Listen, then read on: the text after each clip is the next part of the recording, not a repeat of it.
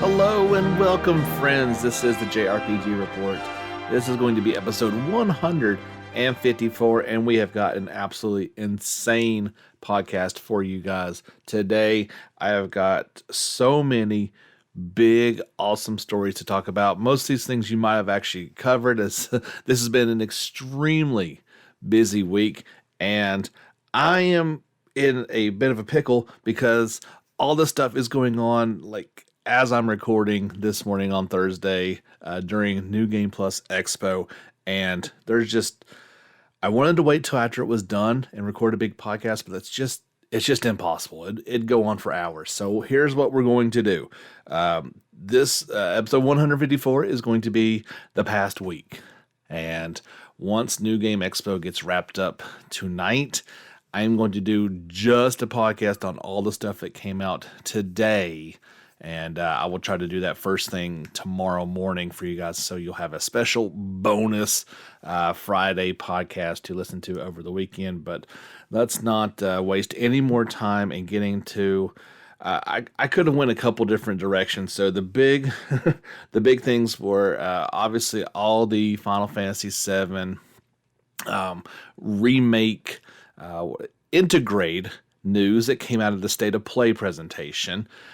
We finally learned what Final Fantasy Ever Crisis is. We had the Nintendo Pokemon Direct, big announcements out of that. And then, because they weren't willing to wait 1 week, right? So our friends over at Weekly Famitsu did a big 16-page feature on Falcom's 40th anniversary, and they kind of they didn't blow the lid off because, this is just a magazine, so they weren't able to show nothing but a few images. But we kind of have some new details about Kuro no Kiseki. So here is what we do know. There are two battle systems that you can choose from. So you can either do action or you can do command. Before that, when you're on the field, you can still use R1 to run. R3 will change your targets. So think like a normal Legend of Heroes type game, but if you see an enemy on the field, you will have to target them in order to initiate combat. I'm thinking maybe that's because it's on the same field. There's not a separate battlefield. I don't know. Maybe we'll learn something next week at the actual 40th anniversary thing when we get, hopefully, a video for it. So, yes, if you accidentally run into an enemy or they run into your back that will not engage combat, you do have to be targeting them to get into battle. You can run right through an enemy and it will not do anything. So let's talk about what we do know, and they are these two battle systems. You can choose freely between the two. I don't guess you could choose in the middle of battle, but beforehand you can choose what you want. Kind of like with Remake, how you could do classic mode or more the action system, but this is, it's not just the old system put into this new game. It is going to be even different as far as that goes. So let's go with the command system first. So it says you can switch at any time. I can't imagine it's during battle, but so with the command system, there's still that gauge that indicates the turn order that's indicated. It inherits the same characteristics as the action time battle system as before. When your turn arrives, though, you will be able to move freely within the battle area. So no more move as its own separate command that ends your turn type of deal. I think this is how you're going to be able to get a distinct advantage. It still has like the spell effect fields and obviously certain attacks will attack groups of enemies. So when your turn comes up, you position yourself as to best use whatever attack you want to. We'll have to wait and see how this works. It does sound pretty interesting.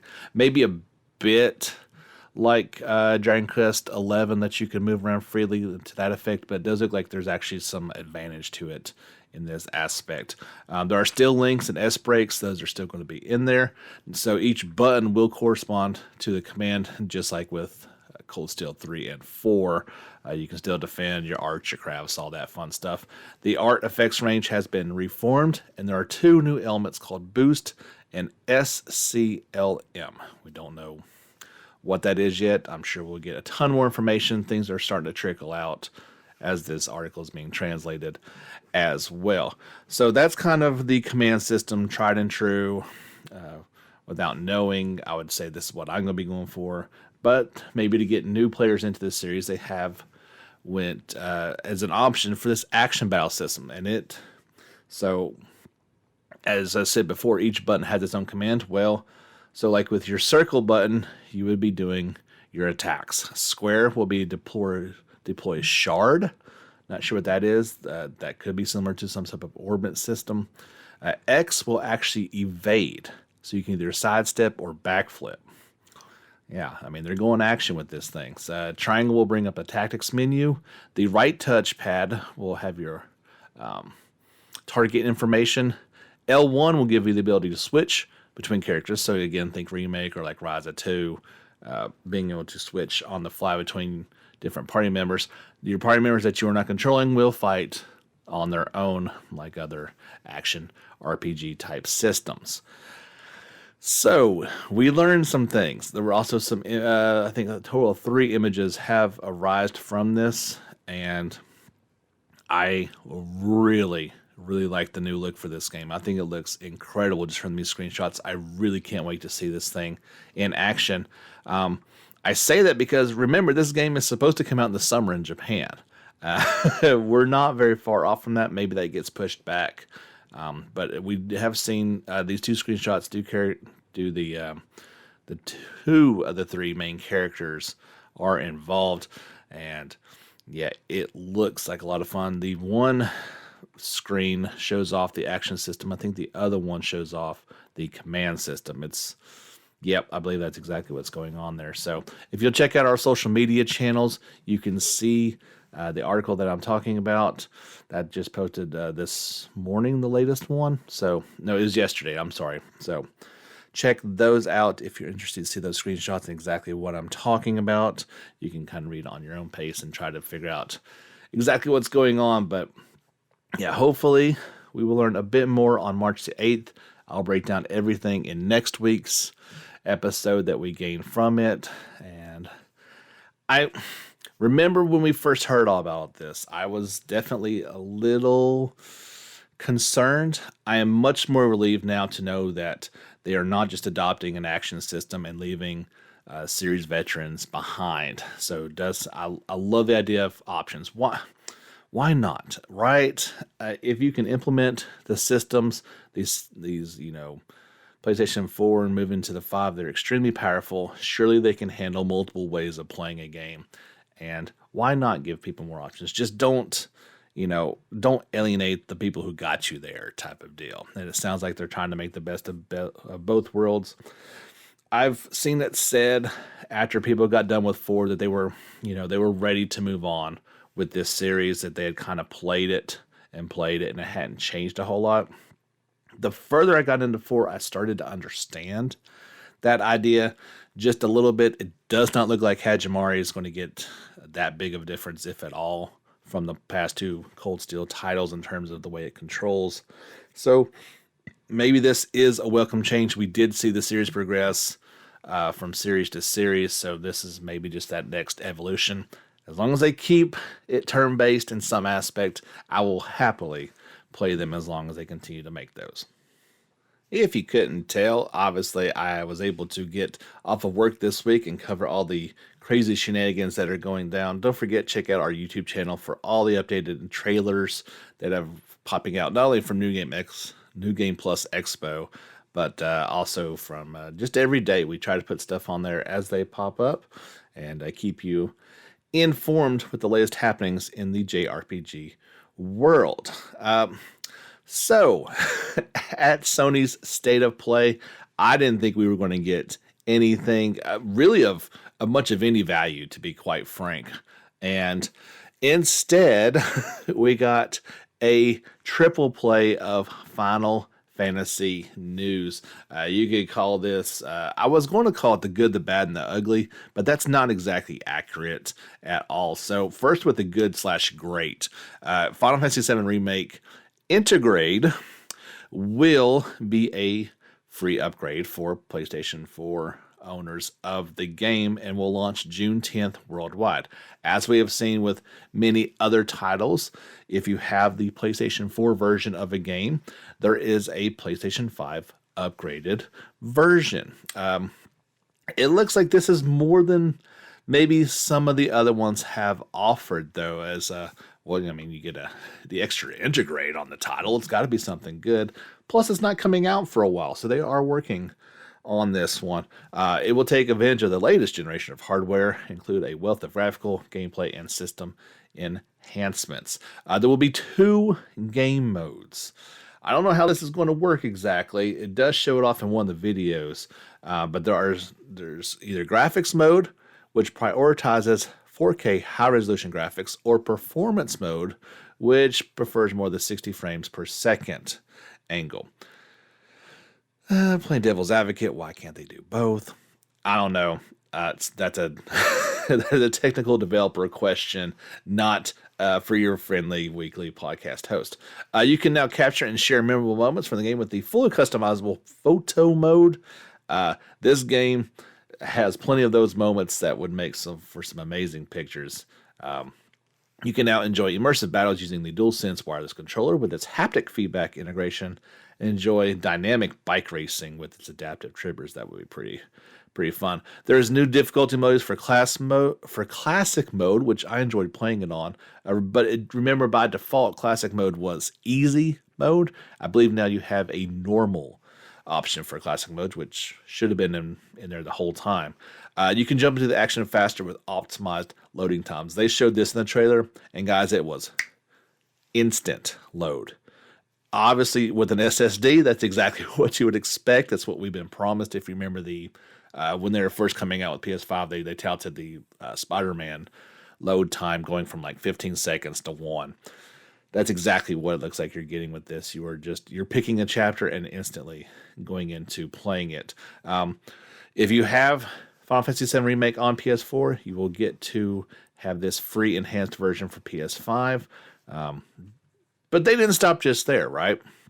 The big news all over the internet was Yuffie and the special bonus episode. And now this is just for PlayStation 5.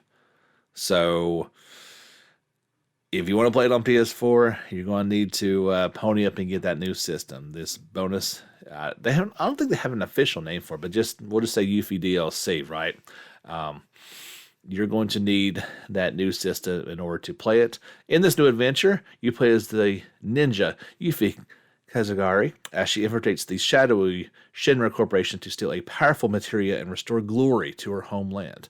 Play alongside new characters and enjoy an enhanced gameplay experience featuring multiple new combat and gameplay additions, bringing a new perspective to Remake story that cannot be missed.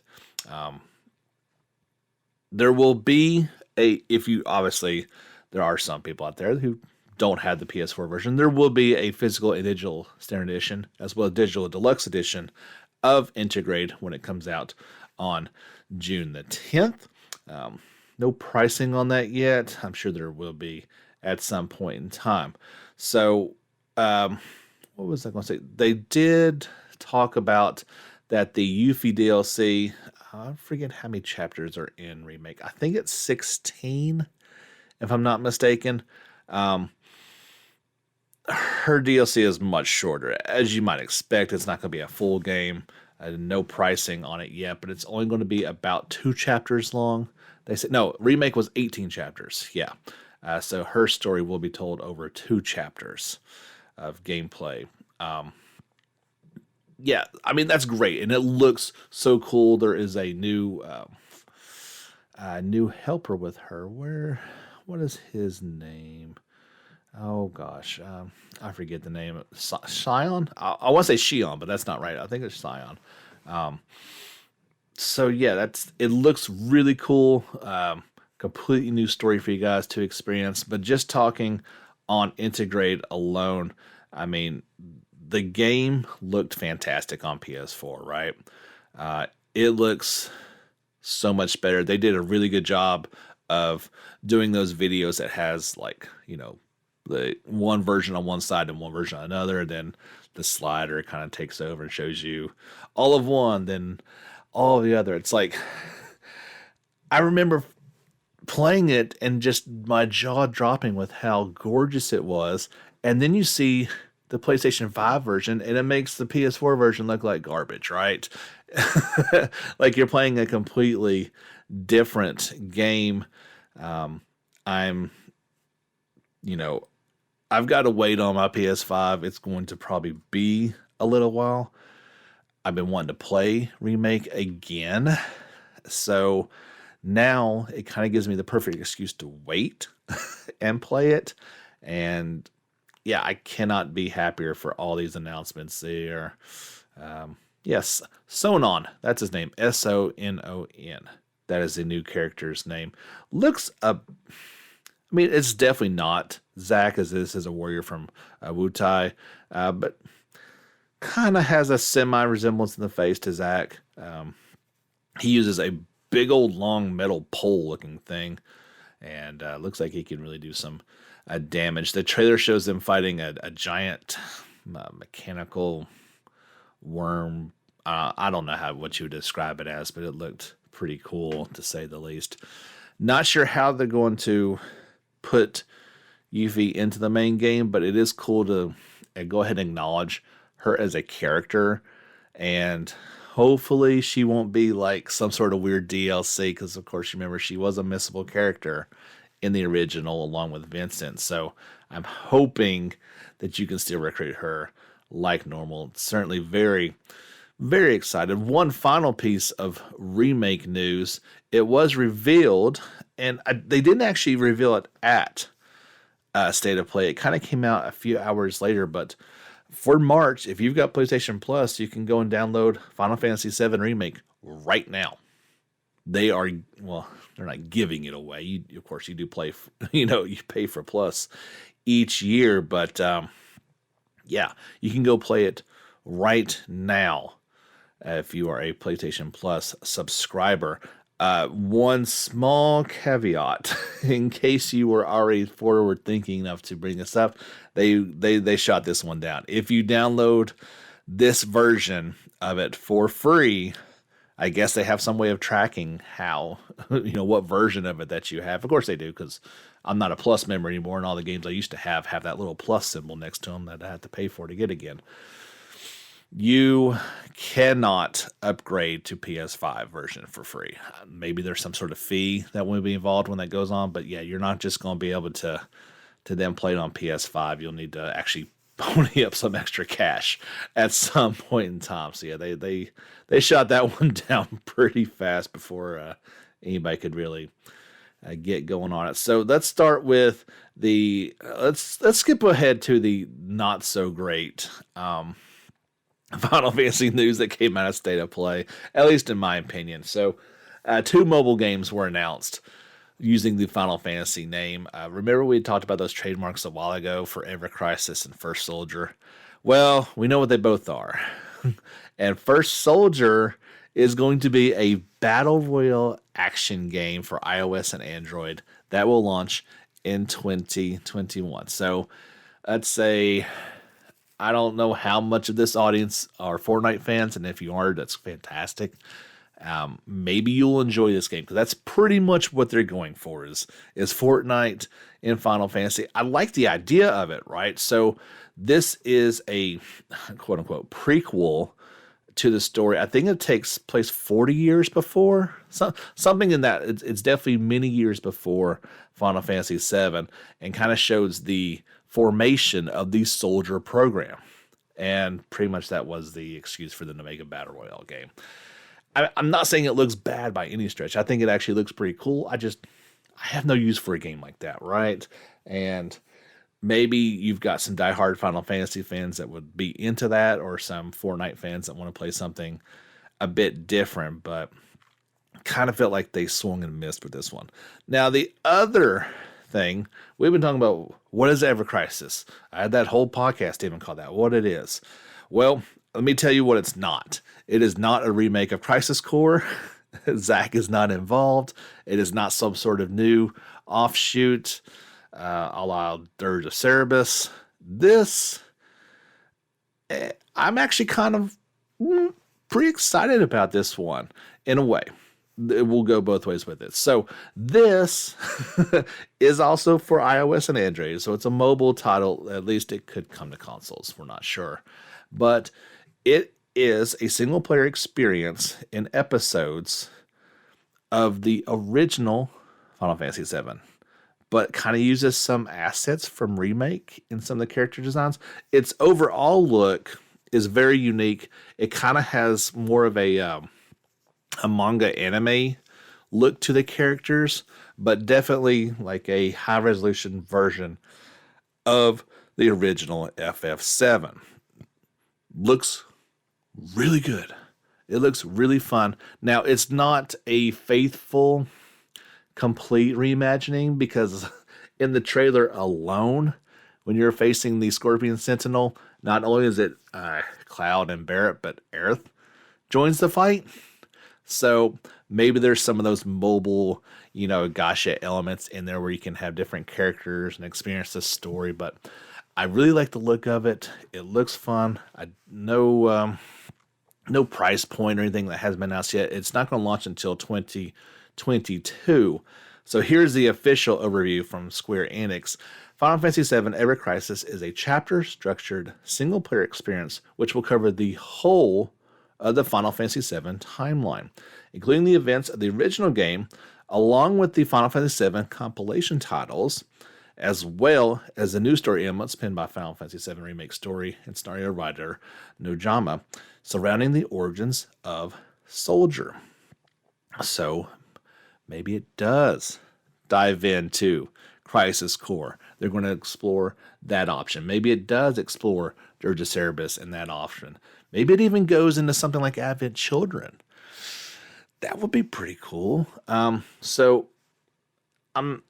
what I've seen, go check out that trailer. See if you're excited about it as well.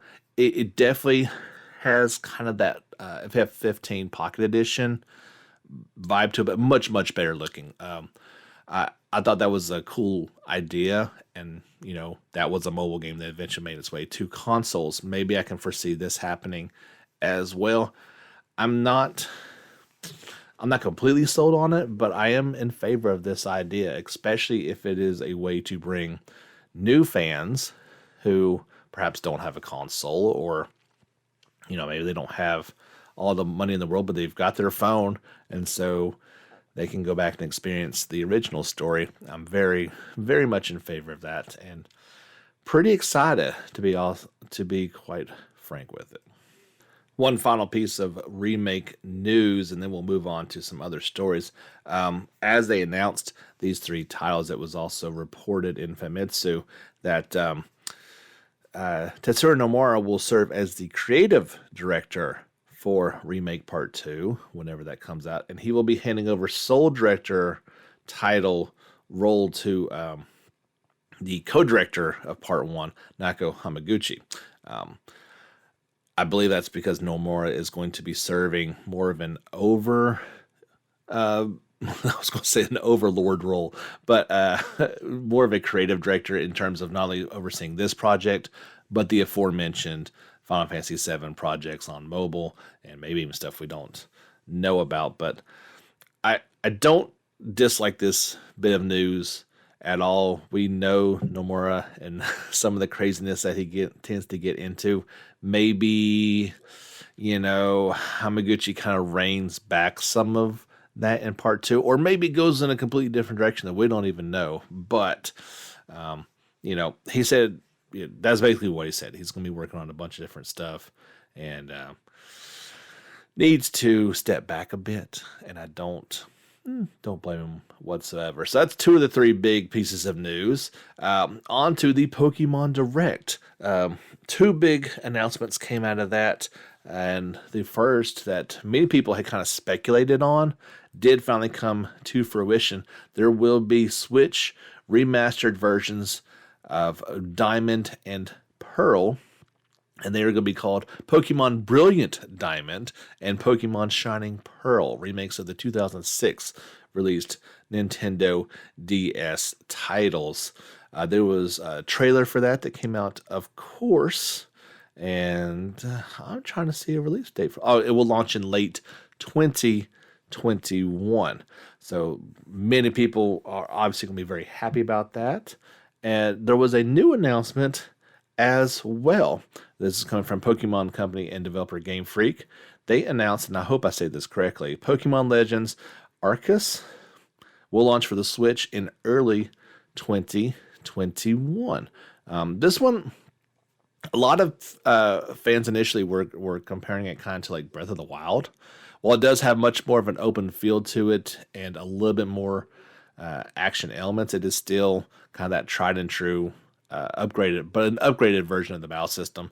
I think it looks pretty cool, and we'll have to wait and see how they develop it. But you know my feelings on Pokemon, and I didn't want that to come across as any sort of negative for these titles. So I'm going to be turning over to Dalton, and he will have his unabashedly fanboy pants on in full and give you his reaction to these games as only Dalton can, and really give it much more justice than I can. You got the news part from me, so let's give what I hope is kind of a recurring segment of our listener reactions. We've always got our listener reviews. If you play a game and want to give it your review, send it in to me either via voice, a voice file, some kind of recording, or you can send text in to jrpgreport@gmail.com. I'd be happy to read it for you instead. Let's do this as well. If there's some big reaction coming out to a game that maybe, James just read the news part to it, but I really want to react to it, feel free to send it in to me. If it's of quality and pretty cool, I'll put it on, same address, jrpgreport@gmail.com. So let's turn it over to Dalton from the Steam Machine podcast and get his take on these two Pokemon announcements. Hey everybody, it's Dalton here from the Steam Machine podcast, and I told James, buddy, if you need somebody who's actually into Pokemon to kind of get some hype out there for it, because I know he's not the biggest fan, by all means, hit me up and I will talk about it, because this Pokemon Direct, oh boy, I'm gonna censor myself because I know this is a family-friendly show, but man, it blew my mind. Like, all I've ever wanted since I first played Oblivion back in the day was a open world Pokemon game. That was all I could imagine. Was like, oh man, imagine if you had this big open world where you could go and do anything, but like there would be Pokemon everywhere. And now we are going to get it with Pokemon Legends Arceus. Arceus. I don't even care how you say it. The legendary Pokemon, the one who supposedly like started it all. He is like the god Pokemon. He is the creator of Pokemon, something like that. Deep into the lore. I am stoked. Oh man, I feel like the Pokemon Company has been paying very close attention to Zelda and their forays lately, because man, this new game looks a lot like Breath of the Wild, and I'm not complaining at all. I'm not complaining in the slightest, because Sword and Shield was really fun, but this new one just looks next level, and I think that's what that Nintendo and Pokemon in general has needed, is something next level, something. Now, don't get me wrong, it didn't look great, but it said in the trailer this is not final gameplay footage. They're still working on it. The game is still a year and some change off, so I can imagine it's going to look better. Even if it doesn't, if it came out looking like a PlayStation 2 game, it is an open world Pokemon game on a console that we are going to be able to actually have and play, and not worry about getting a cease and desist, right? Because there have been fan-made games that have come out that were made with the Pokemon Essentials Pack and RPG Maker and that type of thing, and they've been great, but some of them got hit with cease and desist. Now, if you're tricky, or if you know your way around the internet, you can still find them. But even that aside, though, but finally, mainline, we're gonna have an open world Pokemon game. I couldn't be more excited. I can't wait to dive in, run around, catch them all. I'm curious because the game is going to be taking place before all of the games that we're used to, almost like in ancient times, or at least, old school. And I'm trying to wrap my head around it, man. Does that mean there's going to be, there was no trainers. It was back when Pokemon ran free, so there was no trainers. Are there going to be no Pokemon centers? Or is there no Nurse Joy? Are we going to meet the very first Nurse Joy? The very first Officer Jenny? Like, what's going to happen, man? Or is your character eventually going to become the first professor? Because that would be sweet. There's so many questions and unlimited possibilities that could be there that I am so looking forward to. And, they could even add a little more RPG elements into it, where it's like, how do you raise your stats as a trainer? Are you more apt to raise hardened Pokemon that do a lot of damage, but you don't really give them a lot of love? You give them stern, just military style love, if you will. Or are you going to be the caring, nurturing type where you probably have a Chansey that follows you around, like healing him up and everything? Like the possibilities are endless as to what could happen. I guess the only thing we could do is wait and see. We'll find out. 2022, whenever it comes out. Now, the other one, I was so excited I didn't even see the release date. I did just watch the trailer for it, though. It is Brilliant Diamond and Shining Pearl. And this is why I said I think they've been paying attention to Zelda. Because not only does that new Pokemon Legends game look like... No, not only does it look like Breath of the Wild, but this new Brilliant Diamond and Shiny Pearl remakes, they look just like that chibi Link's Awakening remake style. And I'm cool with that too, man. I like to take the old school Pokemon games and put them into that, like a new look, a new fresh coat of paint, if you will. I can't wait just to dive in, man. And I know it's probably nostalgia talking, but you know what? Nostalgia is a very strong thing, and it helps us get through times like these, where we're all stuck at home and we really need that escape, And for a lot of people of my generation, Pokemon has always been an escape. So not only with the two remakes, now then the new game, and then Pokemon Snap coming out as well, or it might even already be out, I'm not sure. I am so stoked. As a Pokemon fan, I couldn't be happier. Like, it made me I've been watching some Pokemon. Like right now, I'm looking at my computer. Pokemon is paused on my second monitor while I record this. And I've got Pokemon Uranium running in the background, which is a fan-made Pokemon game. PC only. Haha, of course. You know me. And I just, I can't say enough that, like, how excited I am for these. I know I'm sounding probably like a parrot that only knows how to say 3 sentences. But, man, I just cannot wait. I cannot wait. I can't wait to see what starters there are. I can't wait to see where the adventures take us. And if Brilliant Diamond and Shining Pearl come out first, which I'm sure they will, for some reason I feel like that'll come out this year. I didn't even watch the trailer long enough. I watched it long enough to tell me the names of them. I hit pause, and I hit record on this. But if they come out sometime this year, I will definitely be back giving my report on what I think of it, because I will be getting it and I will be playing it. Long live Pokemon, no matter what James says. And I don't know if he'll end the podcast with this, but if he does, don't forget, everyone, get out there and catch them all. All right, buddy. Thank you so much for that. And no, I didn't want to put you at the very end. People waiting for Pokemon news. Don't want to throw them at the end of the podcast, but I appreciate your ending to it as well. You got to catch them all. That was well played, sir. So let's get back into some other bits of news. The Yakuza Like a Dragon PS5 version is now available.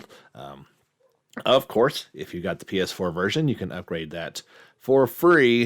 However, not only will save data not carry over, but I do understand there's been some issues with users being able to do that. So the developers are aware of that, and it could even be fixed by now. But at this time you listen to this, but yeah, they're working on it, and there was, of course, the PS5 launch trailer for it. Looks fantastic. There are some definite, I've seen a couple upgrades and it looks pretty cool, but it's good to see what that PS5 can do for some games that we already saw what PS4 version is. Let's see that PS5 version as well. Some Nier news. We now know the voice cast for Nier Replicant. There are many of the actors returning from the original Nier to reprise their roles. The adult protagonist will be voiced by Ray Chase. The young protagonist will be voiced by Zach Aguilar. I hope I say these names correct. The Grimoire voice is Liam O'Brien. Kane is going to be voiced by industry veteran Laura Bailey. You guys know that one. Emil is voiced by Julie Ann Taylor. And Devola is voiced by Eden Regal. Nier Replicant is due out for PlayStation 4, Xbox One on April the 22nd in Japan and Asia. The next day in North America, Europe, and then PC worldwide on April the 23rd.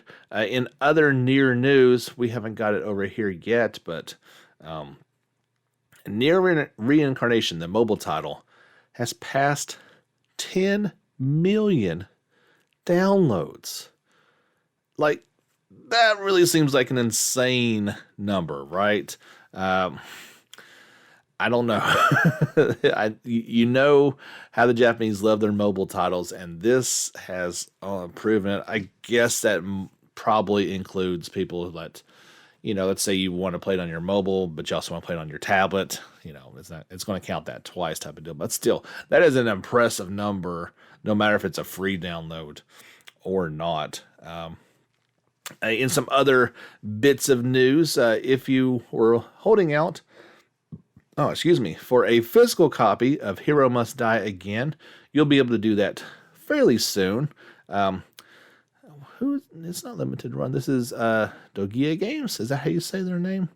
They are doing physical copies. Pre-orders will begin on March the 9th. No, it's not. That's who developed the game. It is from limitedrungames.com. If you want more information, there's, of course, a special edition that goes along with it as well. So head over to our website if you'd like to pre-order that. Let's see if it's just going to be for Switch and PC. Or I'm sorry, not PC. Switch and PS4 physical copies. There you go. So if you've been wanting a physical copy of that, you can do that. PC owners, if you're feeling a bit left out on Monster Hunter Rise and it's only coming to Switch, well, just going to wait a little bit. I guess PS4 owners are just out in the blue for this one, but Monster Hunter Rise will be coming to PC in early 2022. Capcom confirmed in a new round of press interviews. And quote, the PC version is still very much in development, and further details will be announced when they are available. As of now, the Switch version of Monster Hunter Rise will be available worldwide on March the 26th. As always, each week we've got a new Japanese trailer for Magnum Lord. This one is Aclio. I guess that's how you say their names. This is the 5th character trailer for the action RPG, which is due out for PS4 and Switch on March the 18th in Japan. They are doing a really cool DLC over there, and I hope, if the game comes to the West, hopefully this DLC will come as well. They're doing hero skins from the Tales of series.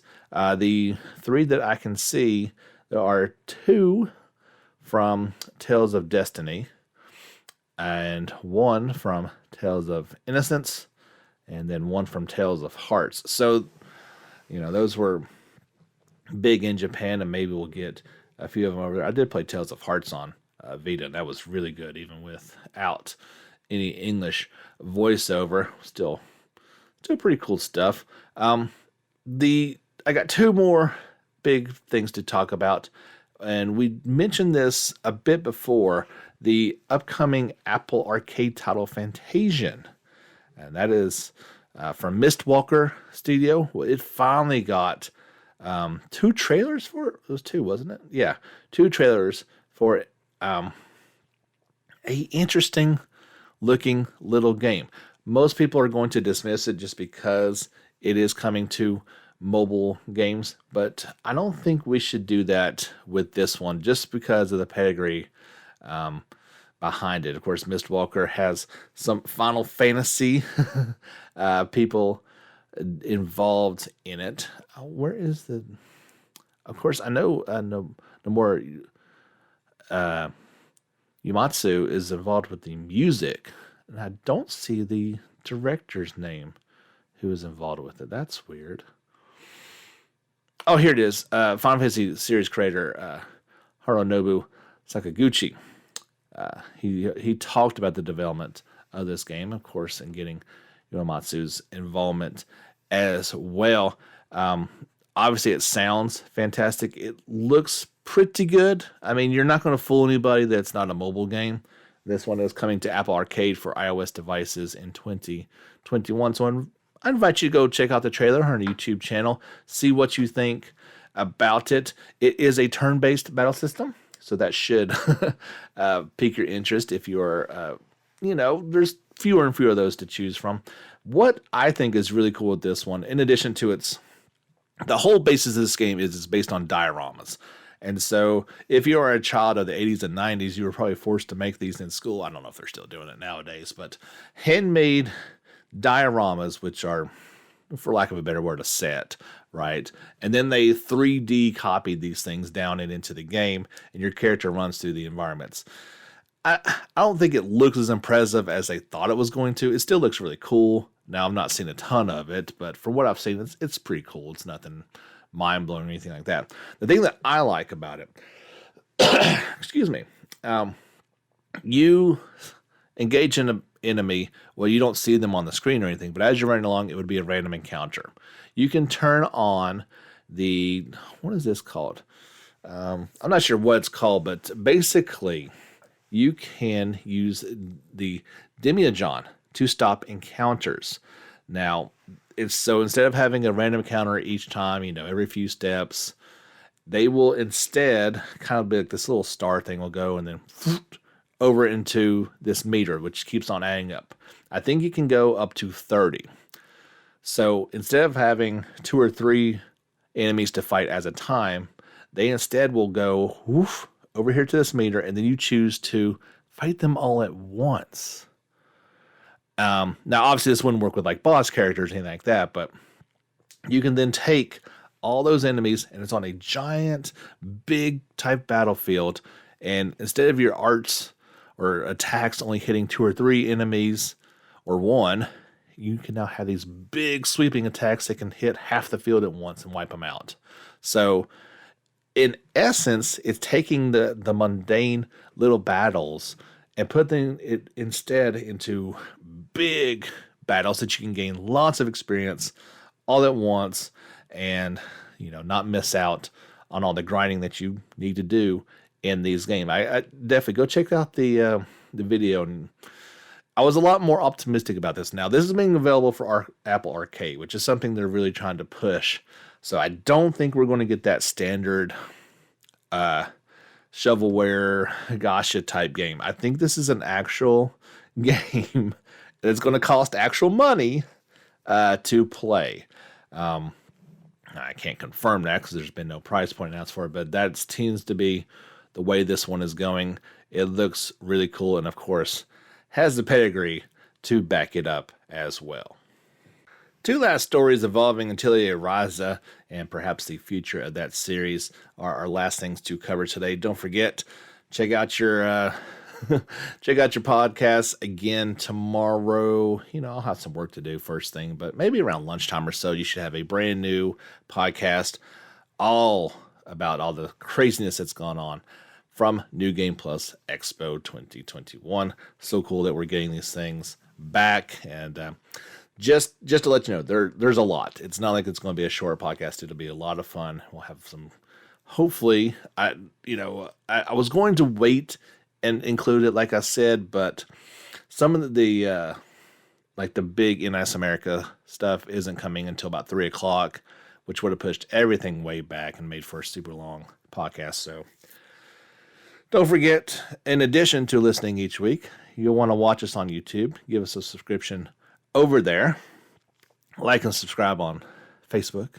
And follow us on Twitter as we publish all these things on a day-to-day basis and keep you up to date with things as they happen. If you enjoy what you're hearing here, head over to our Patreon channel, JRPG Report, and consider giving us some financial support over there. It really keeps things rolling right along.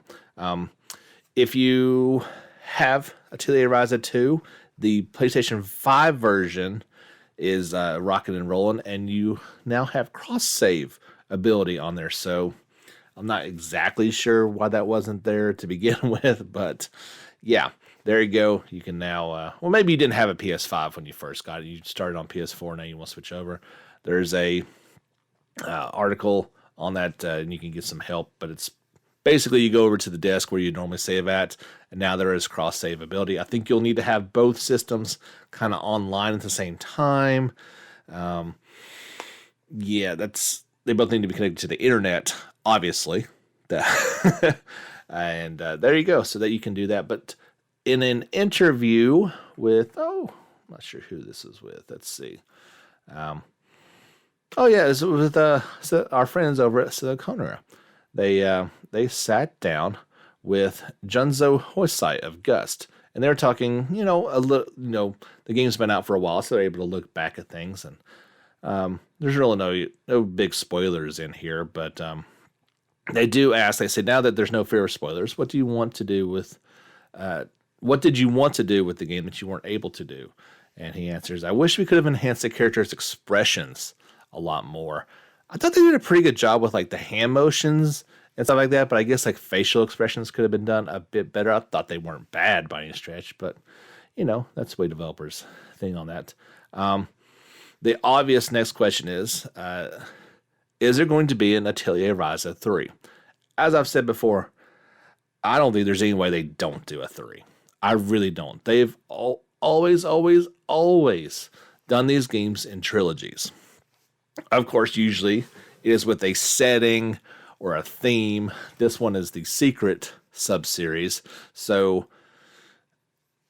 But they've already done 2 with Ryza. I don't see how they could not do a 3rd with Ryza. If you played part 2, there are some openings for a potential 3rd, but a lot like part 1, it doesn't have to be. They could stop it if they really wanted to. They could have stopped after 1, to be quite frank, but the popularity of Ryza said no way. His answer is good, and of course it's true. It says it all depends on everyone's support, i.e. how many people buy the game. I know he's a developer. He's not a marketing or a salesperson.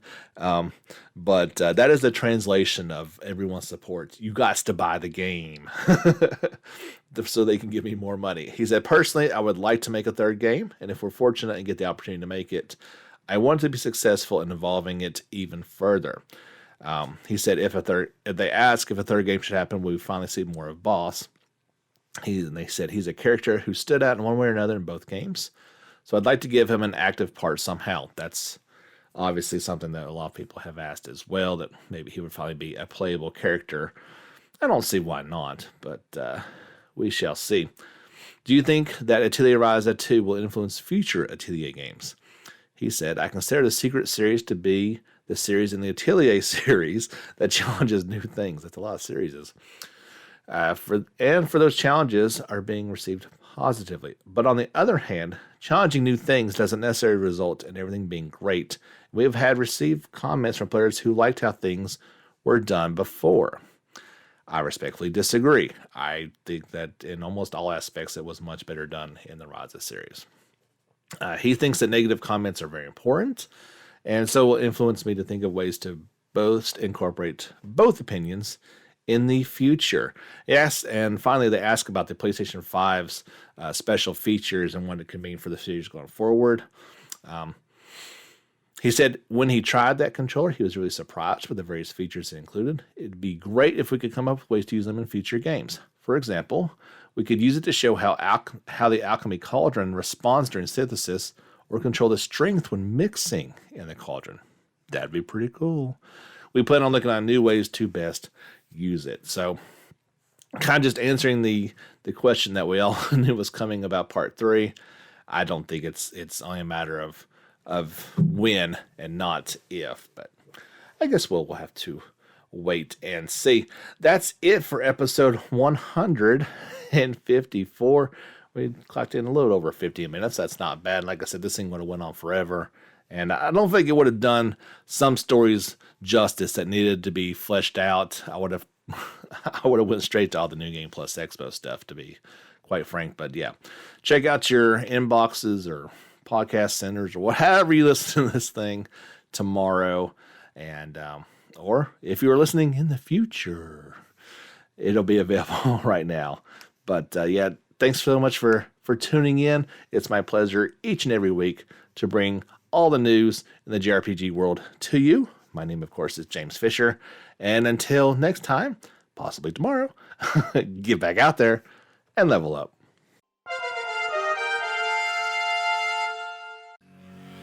Check back each day for a daily JRPG video.